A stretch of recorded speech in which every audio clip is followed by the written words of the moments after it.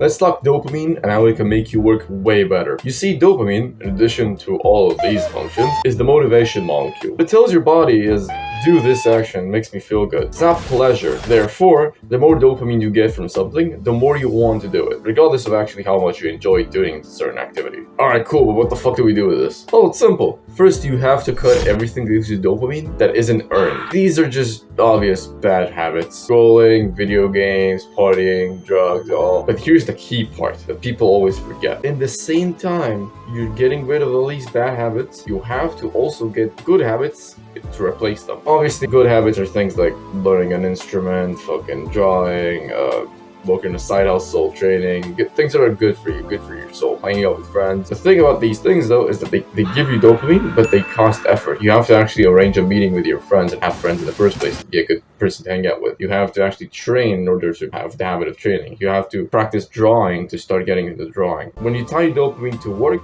your brain gets rewarded for work. When you tie your dopamine to pleasure, your brain gets rewarded for pleasure. It doesn't get more simpler than that. But okay, Afro Man, what the fuck do we do with this information? Let's give a practical example. You right now scroll, you play video games, and you sometimes train at the gym. How do we make this situation better? Pick one habit.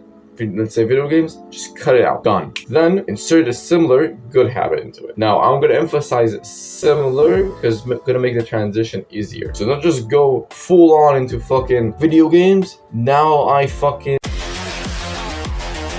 go on hikes. You could do that if you can manage it. If your discipline's good enough, then yeah, sure. But it's gonna be way easier for you to replace it with something similar. You play video games on your computer, replace it with work on your computer. Replace it with listening to a podcast on your computer. In other words, put something similar instead of it. And just accept the fact that it's not gonna work the first time, or the second, or the fifth, or the 100th. But eventually, the more you practice it, the more your dopamine levels go down a bit, the more you get used to it, and the more consistent you'll be at it. Once you're actually consistent with it, which could take months or even years, I don't know how bad your addiction is, it's bad though, then you can do the same thing with scrolling. Get rid of scrolling and replace it with something good for you. That's, again, if you want to make the transition easier, just replace it with something similar. Like, for example, instead of scrolling, you watch a podcast now. Now remember, crucial part is not just replacing the bad habits. That's the first step. You have to also put instead a good habit, because if you don't, what's gonna happen is that you're just gonna sit there and you're gonna be really bored. And when you're really bored, you're really inclined to do the bad habit again. So like, what did we do here? Also remember that doing nothing is better than doing something bad for you. Because in some cases, you can like play video games for 12 hours, but you can't fucking study for 12 hours. You're gonna be bored sometimes, just accept it. Accept the fact you're gonna fail sometimes.